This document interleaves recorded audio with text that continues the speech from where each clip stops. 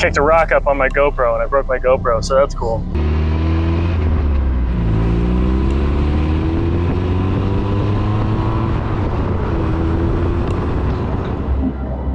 Uh-oh. Brakes are a little squishy. Time to go home.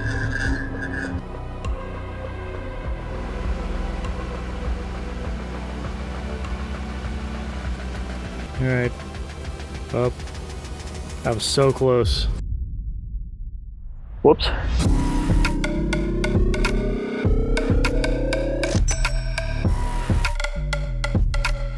Well, my cheap project Miata is finally starting to come together. The engine's running smooth, interior is almost done, the new wheels are looking really good, and the suspension is almost dialed in. Just a few more little adjustments and obviously some extra body work and whatnot. We are well on our way to having a pretty decent car for a pretty decent price. There's just one problem. After filming the driving portion of my last video, I noticed that my brakes were starting to feel a little soft, and this was validated when I came back and parked, and I noticed mysterious fluid making a puddle around my nice new wheels. Pulled the wheels back off, realized that maybe I shouldn't have used that big rusty clamp to press in the brake caliper pistons to fit my new brake pads. Probably wasn't the best idea, although I can't say I'm surprised. As I've said before, everything that's made out of rubber on this car is one sneeze away from turning into a fine dust. Look at me. Look me in the eyes. I am not a mechanic. I am not a professional. This is not a tutorial. Can I help you? What are you doing? You know, having a project like this is great because it teaches me something new every day.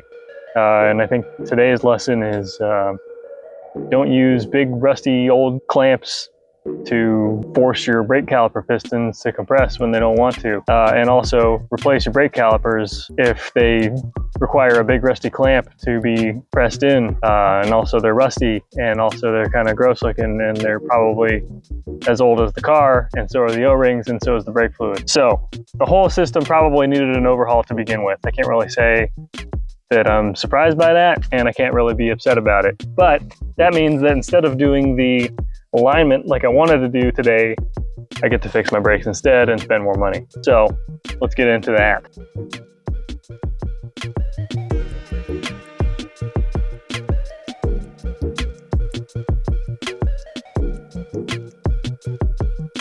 Now let's be honest, if I can't push a caliper piston back in without it blowing a seal, it was probably bound to happen anyways. Better that this happen now while I'm doing testing on some private back roads than if I were on like a road trip or on some, you know, mountain roads. Now there are a number of avenues that you can take to fix leaky calipers. You could just buy a caliper rebuild kit for just a few bucks per corner. You could buy remanufactured calipers and send your old ones in for a discount, or you could just buy brand new ones. Brakes are one of those things that I really don't want to mess with. Having your brakes fail in a vehicle is the worst case scenario, especially when you don't have a roof and your car has the impact protection of a paper bag. So because of this, I ruled out rebuilding the calipers myself. Since I plan on taking this car on some road trips and mountain roads in the future, the last thing I need is to go careening off the side of a cliff because I have ADHD and I forgot to put an O-ring in. I mean, it's bad enough that I still have a cup full of extra screws from putting the interior back together.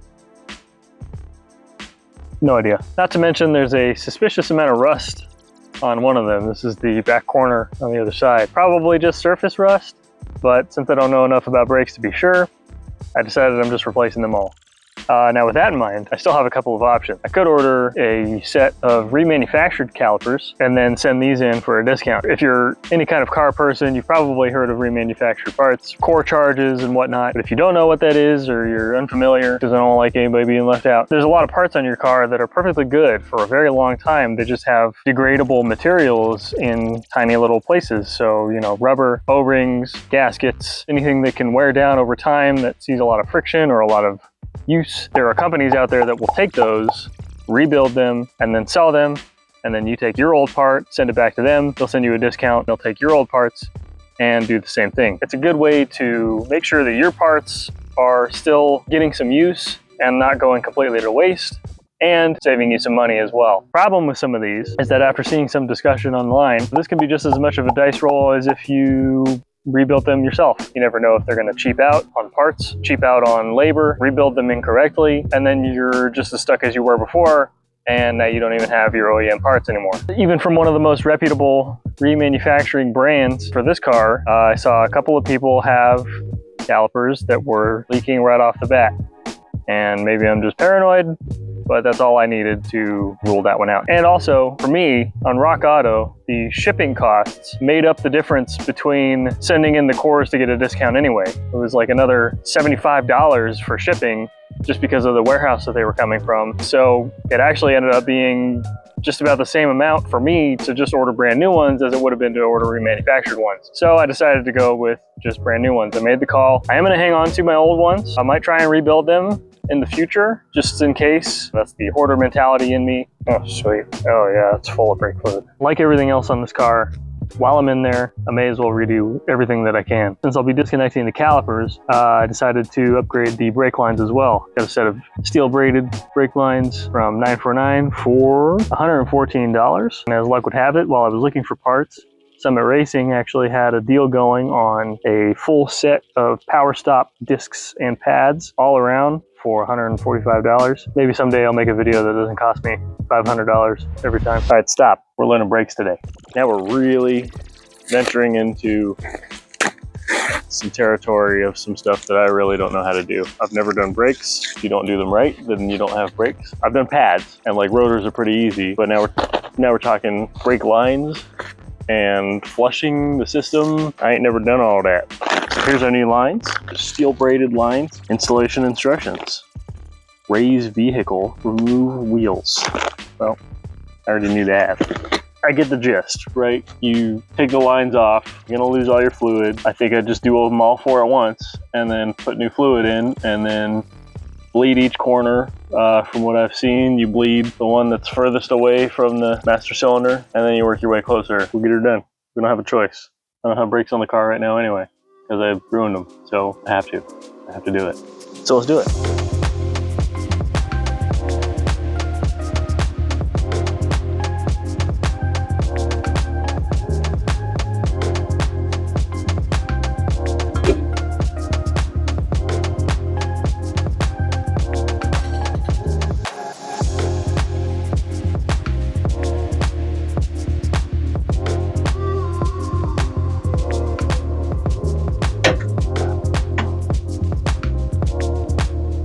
Brake line.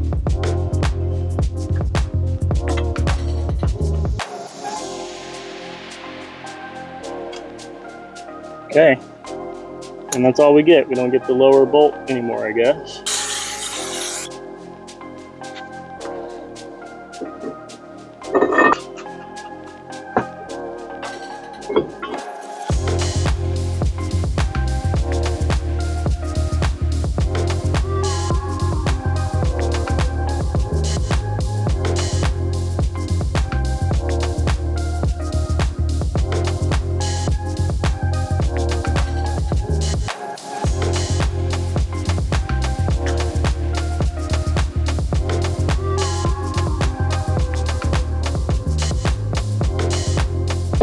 What is the difference between .3 and .4 brake fluid? For this application, not that much, except .4 is more hydroscopic, meaning that it's going to absorb moisture slightly faster than .3. As a trade-off, has a higher boiling point.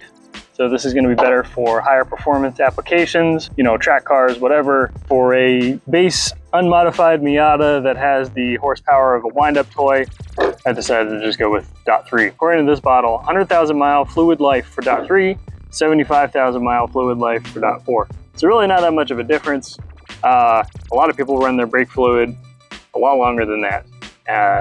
I'm going to assume that in this car it has never been replaced whatsoever. So it's probably good that I'm doing this anyway. This car calls for .3 or 4 brake fluid from a sealed container, okay?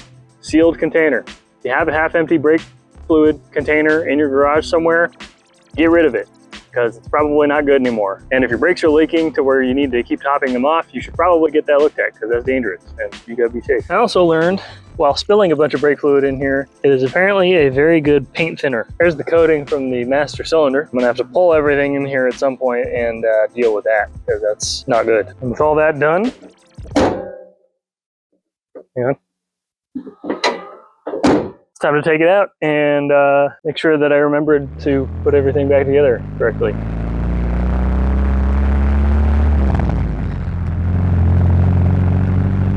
What do people think when they drive by and they see this car with a bunch of GoPros hooked up to it? You see this clapped out Miata with some way too much camber, and there's just GoPros mounted all around it. Yep, hello. Alright, so here goes.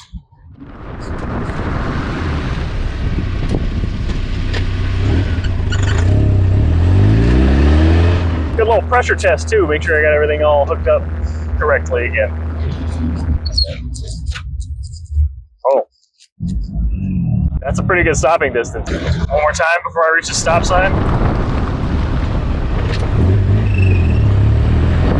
Hey, even with just like OEM replacement parts, that's a lot better.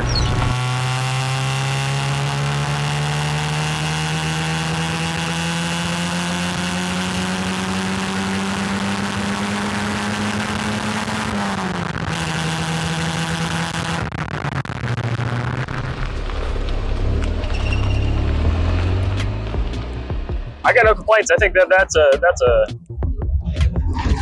success, an unexpected failure, and yet another success. The alignment is completely out of whack. I expected this. I even said it when I was working on all the suspension stuff. It was going to happen. It's just because I reset everything and I cranked out the camber in the front, which completely moved my toe measurements, and I just threw everything in and got it as close as I could, and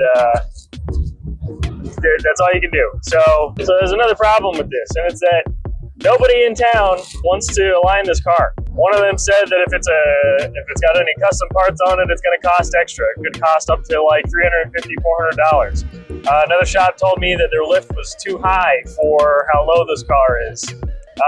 Another shop, they screwed up my wheels on my truck, so I don't want to take my car to them and risk them messing this up as well. So that leaves me with basically two options. I could either fight this thing down to another city where it can do an alignment somewhere, or we can save a little bit of money and do it ourselves. So that's exactly what I'm going to do. And I'm going to go over all the steps in the process. I'm pretty confident that I'll be able to at least get it close. Thank you for watching. Next week, we're going to be back to saving some money. Got to get the alignment dialed in. Got a lot of body work to do. Got a lot of engine work to do. More engine work than I've ever done in my entire life, which I'm sure will be a spiritual journey, and a whole bunch more. And I have some more projects in the works as well. So I hope you stay tuned for that. If you want to see me upload a video once in a while and see what I'm up to, stick around. See you guys in a few weeks. You got something to say? What? What's going on? Do you want to go outside? Is that what you want to do? You want to go out there and help me? You want to come help me?